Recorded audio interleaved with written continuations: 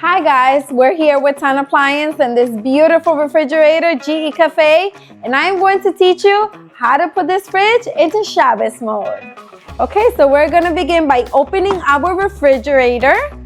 And in this panel that you see up here, to put this refrigerator into Shabbos mode, you'll want to press freezer, ice maker, AutoFill Pitcher for 3 seconds. It will do the countdown for you.